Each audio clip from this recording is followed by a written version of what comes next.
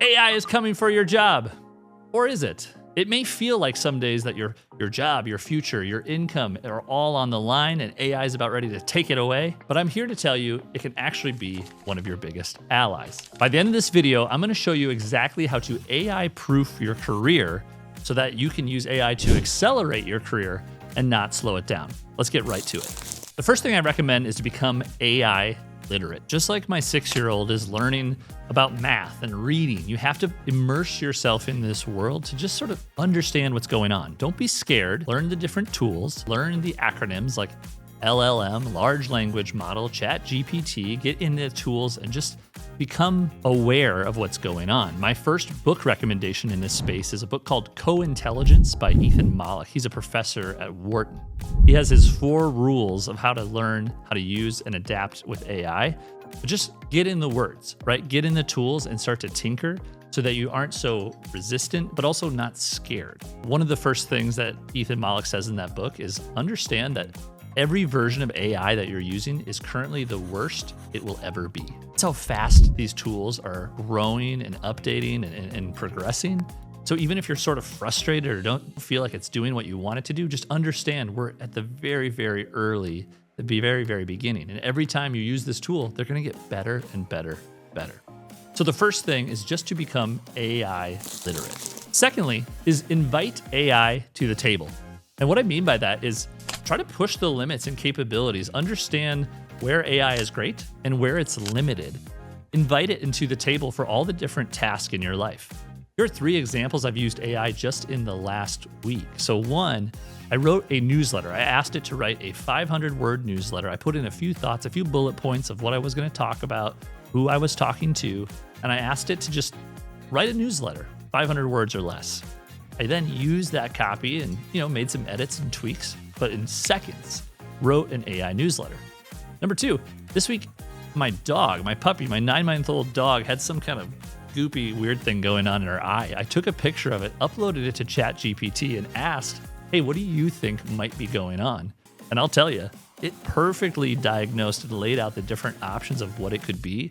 We ended up sending that same picture to the vet, and ChatGPT was right. Number 3, we're planning a summer family trip to Spain. And I asked ChatGPT, I said, what would be the ideal weekend getaway in Costa Brava, north part of Spain, with a family of 4? I have 2 girls, 6 and 9. Here's where we're gonna be there. What should we do? Here are things we like to do.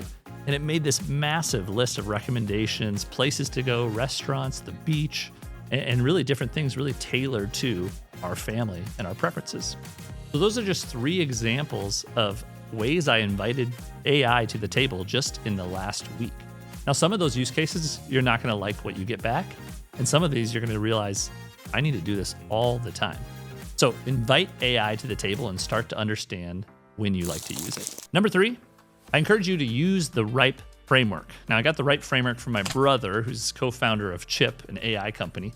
And the idea, and Mollick says this in the book too, is to treat AI like a person. And so the simple acronym RIPE will teach you how to do that. So give AI a role. So you would say, like in the example of my newsletter, you are an executive director of a nonprofit, and you are writing a newsletter to your alumni of nearly 500 leaders across South Dakota. Now give it instructions. So I'm going to say, I want you to write a newsletter. This is a monthly newsletter going out to our alumni. Keep it the tone casual and fun, but very educational and in a authoritative or sort of credible type of tone. Then you're going to give it P is for parameters. So I only want the newsletter to be 500 words. I'd like you to take my top 4 bullets and lay them out as like bullet points in our newsletter. And then lastly, E is examples. So I could upload last month's newsletter and show it an example of what I made, myself. So that RIPE framework of role, instructions, parameters, and examples will help prompt the AI to get the best output. And just like everything else, like great inputs, get great outputs, right? Ask better questions, get better answers. And so the best way to use AI is try to use the RIPE framework. Number 4, how to AI proof your career? Be weird, be you. I think there's going to be this sort of trend toward uniqueness. People who really embrace sort of what makes them quirky and different. Because right now you can still spot AI writing when you read it, or those AI pictures in your Instagram feed. They just look a little too glossy, or sometimes they have 6 fingers. So just be a little bit more you. Embrace what makes you unique and weird. Don't be so worried about hiding that from the internet or hiding that from your marketing or communications. Lean into it.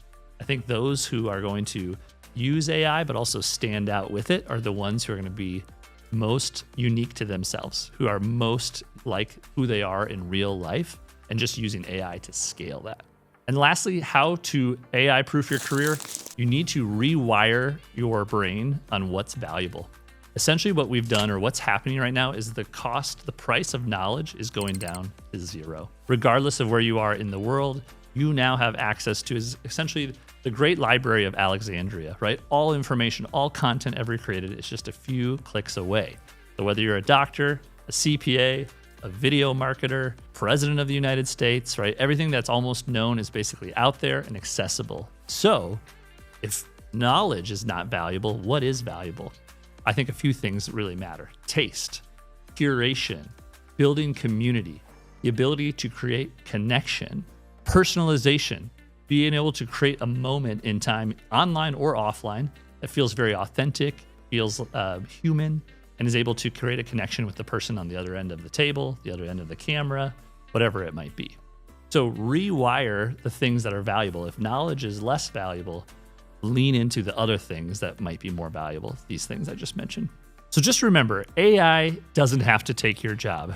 I like to say AI is not coming for your job, but the person who's using AI is coming for your job.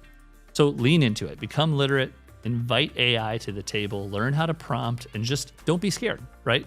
Test, become a tinkerer, and lean into what makes you uniquely you, so that you think of AI as like this tailwind pushing you forward to scale yourself and to reach anybody in the world, and not something pulling you back because you no longer have any skills. You are uniquely qualified in this time, in this moment, to tell the world whatever you need to share, to create whatever you need to create, and let AI be your ally and not your enemy. If you want to see the AI tools that I use every week, I made a video just about that, the 4 tools I use in 2025. Check that out here. Otherwise, just click subscribe so you don't miss the next video.